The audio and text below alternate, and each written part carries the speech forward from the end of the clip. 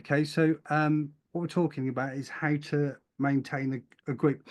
And I was thinking about this. I think from a couple of different perspectives. And one of them might be is what gives me the authority or expert link to come along and chat about this. And so just as a bit of a background, so as you know where we're coming from, and more importantly, who I am.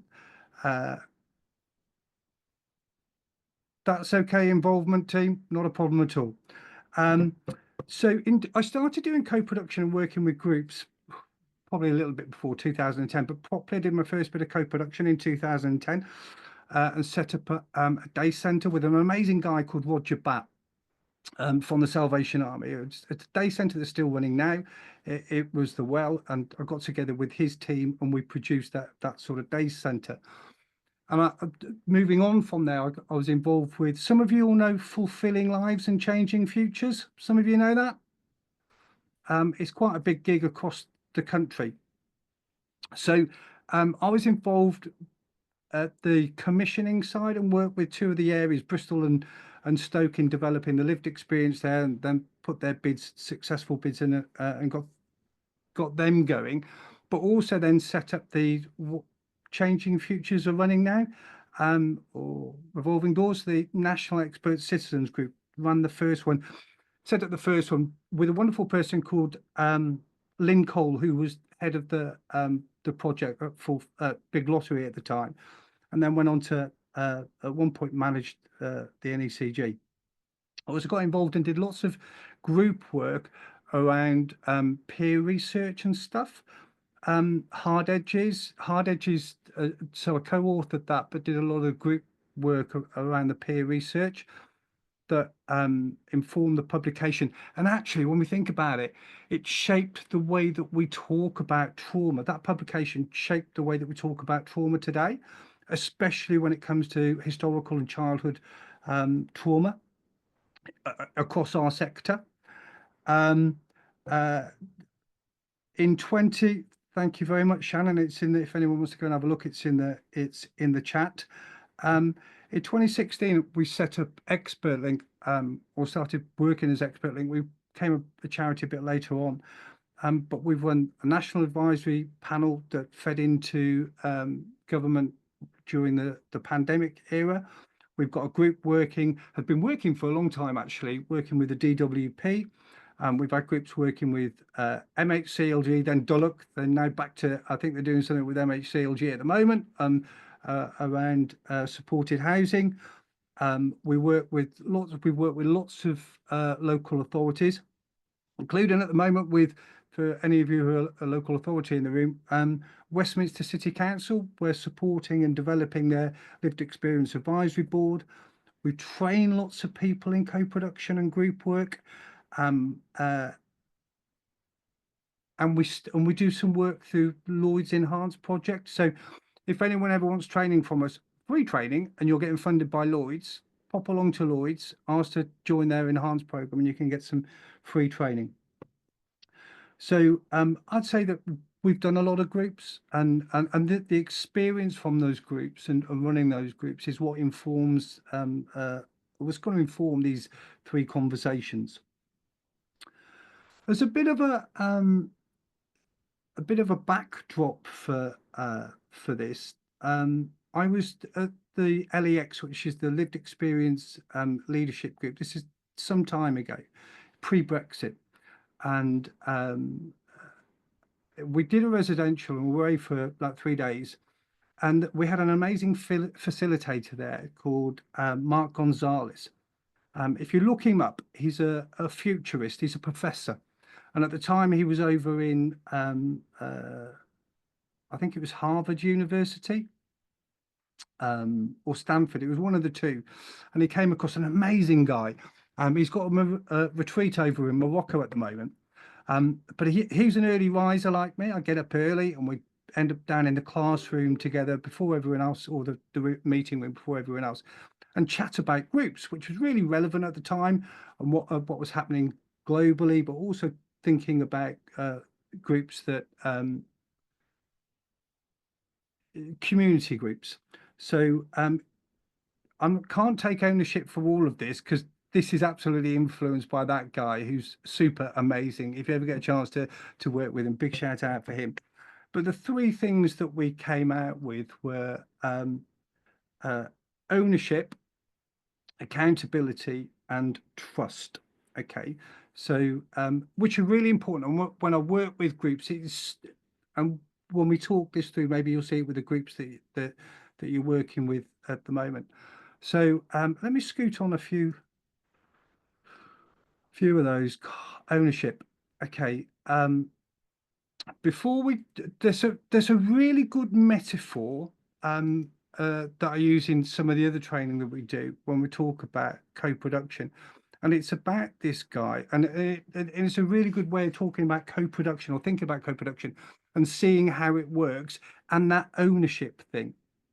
So this is a photo of a guy called Kurt Lewin, and Kurt was an eminent psychologist back in the day. This is pre-World War II.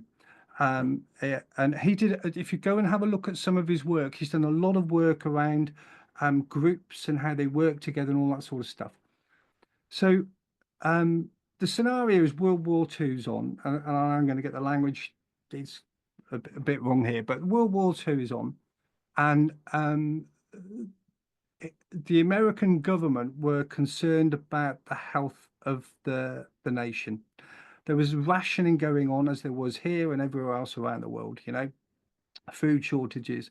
So the American government decided that the what they wanted to do was to get families using offal in their diet, which is the heart and the kidneys and all that sort of parts of the body, as for nutrition. So they called up Kurt and said, "Look, Kurt, can you find a way to try and get people in, get us to the housewives and the families start using this?" So Kurt set up two control groups, and he went along with one to one, and he got his PowerPoint out and told them what they needed to do. The American government want you using offal in your diet. This is how you're going to do it. This is what you've got to do. And then he went along to his second control group that he'd set up and gathered everyone round and said, "Look, listen, we've got a bit of a problem." And they had a conversation, and he got everyone involved in the challenge, and they're all coming up with recipes and how they could market it and all the rest of the bits and pieces. They took ownership, if you like, of the challenge and the problem that like really stuck in. So he left them, and a month or so later went back, and he went back to the first control group and spoke to them, and they're like, "How many of you have started using offal in your diet?" It was 2%. I think it was 2%, something like that. He went back to the second group, the group who took ownership of the challenge and were working with it. It was 38, 40% of people had started using offal in their diet. And I think that's a really good example of when we do co-production or we get people involved and they take ownership of the challenge or the problem or whatever it might be, that you get much, much better results. And we can think about and talk about the psychology of ownership. Like this cliches on it. If you own something, you're going to look after it better. And we talk about that. But actually, in a group setting, does it really happen? Genuinely? So there's I was looking up the meanings of these words the other day. It's like, what is ownership? It's the act or state or right of possessing something. So what's possessing something? It's the state of having, owning, or controlling something, you know? And often when I go around and I look at groups and I speak to groups and I see groups and I hear about groups and I hear, "Oh, no, the group's like, yeah, the group's in charge of itself, and the group's, yeah, we let them sort of," do they actually? Because then you hear in the background, "Yeah, but we tell them what to do, and they've got to do this, and they've got to focus on that." So who's got ownership of whatever the challenge is? And I think a question for us when we're running groups or involved in groups is to ask the question genuinely, who owns what we do? Who's controlling? Who's got our destiny? Who's deciding what it is that we do? Is it us or is it somebody else? And if it's somebody else, then maybe we're not. The question might be is, are we putting in as much as we possibly could? Or if you're stood out from the group or facilitating the group, are you getting the best out of the group, and what are the group performing at its best? What sometimes what I see, yeah, and you'll hear this this phrase, the usual suspects turn up for the group things. Often, oh, we've got the usual suspects coming in and all that sort of stuff. And if we look behind that and think about what's the drive and what brought people into the room and who owns the destiny of the group or the outputs of the group or whatever the group is doing, why are those people there? And often, so this a phrase, this is worth remembering actually, this phrase, above and beyond what we're talking about with groups. The phrase is, people will tell you what they think that you need to hear in order to get the reward. And you can look across, let me repeat that. People will tell you what they think that you need to hear in order to get the reward. And you can look across, we're all guilty of it.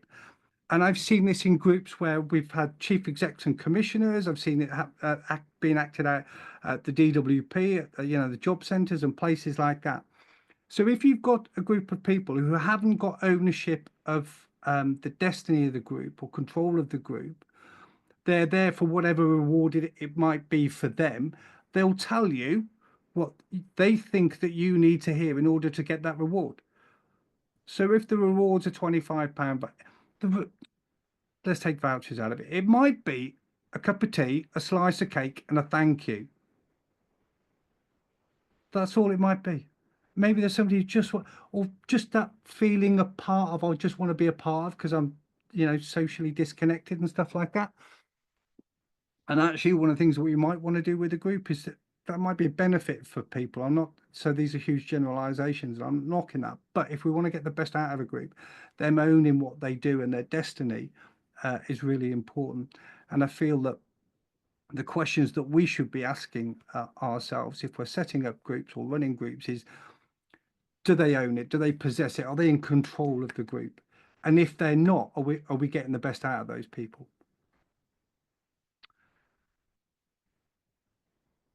Or if we're not, the other thing might be, how do we ensure that happens?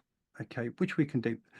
The other, the second part, I guess, for us that we came out with is that thing around accountability.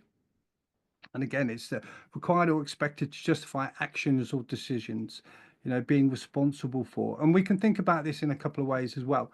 We can think about the individual accountability and the group accountability. So there's two different parts, isn't there? If somebody's part of a group, genuinely part of a group and taking ownership, I'm going to give you a really good example of how all of this comes together at the end.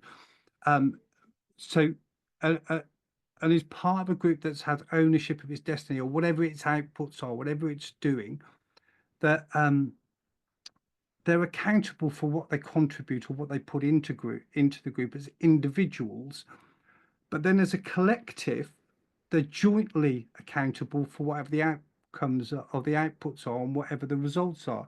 So it doesn't sit on one person's shoulders. A couple of quick examples.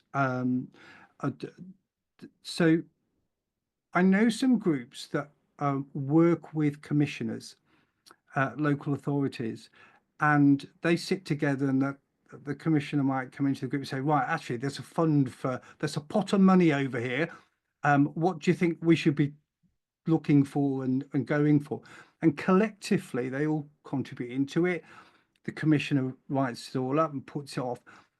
If the bid successful, as a collective, they've all put into it, they're all accountable for the results. As a collective, they celebrate that. If it's not successful, they don't point at anybody. There isn't an individual. There's a collective accountability for that response, for the outcome, because they've all contributed. On an individual basis, and this is one of the things, if you go into recovery, into the world of recovery, which I think is, and peer mentoring and things like that, this, so I used to run Smart Recovery, did the pilot scheme for London and the South East, and there, I used to advertise it and promote it and speak to other recovery groups and all that sort of stuff.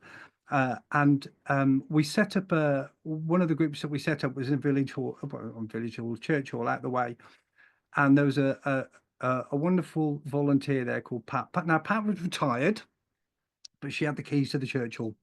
And she used to let me in every Friday night, and she'd turn up. And because all these wonderful people in recovery that she wanted to support, she'd turn up. Like off her pension, she'd made up this big tray of sandwiches. And often we'd sit there together in silence, watching the bread and the sandwiches sort of dry out and curl up on the edges. I felt a responsibility and accountability to be there every week. And the amount of weeks that we sat there and no one turned up. But because I talked about it, and okay, there were other members of other groups and stuff like that who turned up to the other ones we were setting up. I found accountable. I was responsible. Pat felt accountable because she'd like on the advert, we're going to turn up. She turned up with sandwiches, but we were there every week watching them curl up. Not every week, but there's quite a few till we got going, I can assure you. Went from cheese down to anyway, however. Okay. The third thing, moving on quickly, because I'm conscious of time. The third thing that's really important that flows off the back of this, of the ownership and the accountability, and makes all of the other things work, is trust. Okay. Trust is the third and most important ingredient. Trust within a group or community. Oh, okay.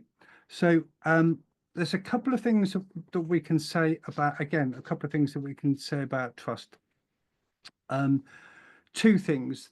And I'm coming from a place of lived experience of multiple disadvantage. That's like all of the stuff that we talked about in 2009, 10, when in 2009, before we started doing co-production, I'm an ex-addict. I was living on the streets of London, you know. There's a couple of things. The first thing is, if you're working with groups of people who have multiple disadvantages, the chances are there's an 85% chance that there's some sort of childhood trauma happened. People who grow up or develop in environments that are challenging often have to survive on their instincts, and intuitively they'll know what's right and wrong. It's called survival. They've developed those skills really, really, really well. I'm not allowed to, apparently I'm not allowed to swear, but if I was, I'd say that they're really, really good at smelling the bullshit, because they can. It's an intuitive thing. That'll be the first thing. The second thing that we can think about when we talk about trust, and that because relationships are built on trust, is that building that relationships, and it takes time.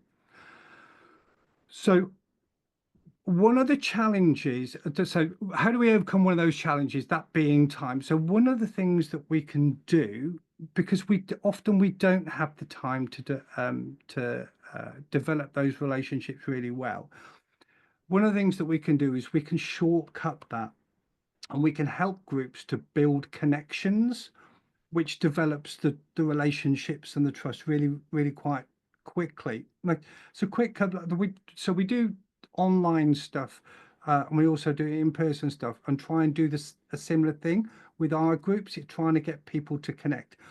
And one of the ways that you can do it is to talk about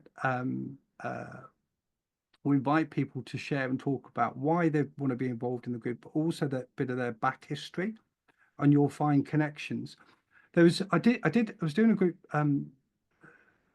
across a whole city, and we had the Lord Mayor in there. I worked with them over 3 days, but commissioners, service providers, chief exec through to frontline, loads and loads of lived experience people.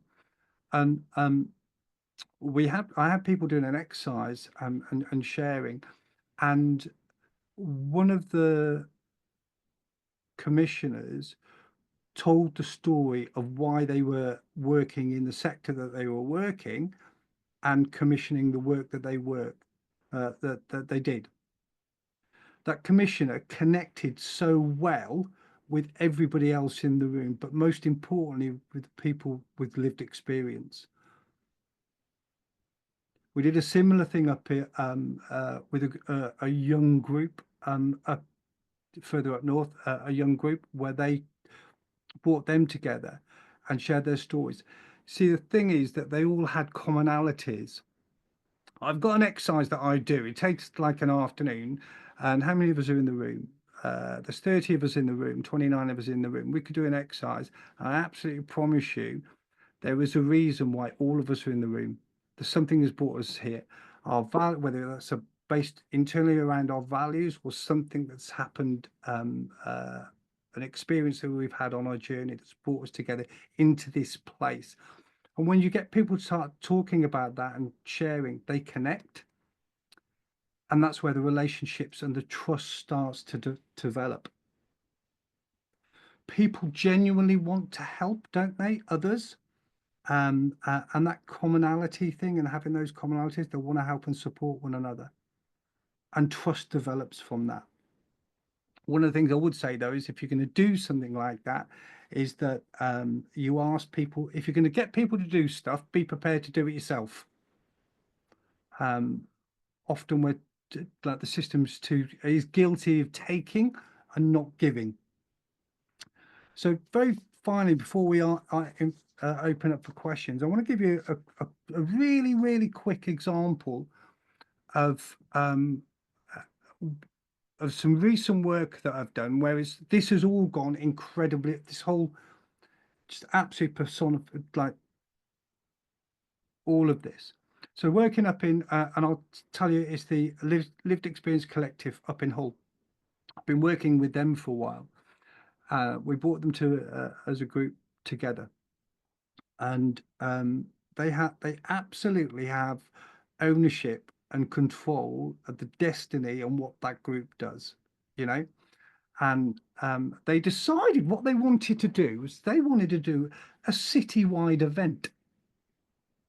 So not only in control of it, they've now got an event, and that this is what they own. And they did a citywide event, and we worked with them, and it's like it was amazing and beautiful to watch.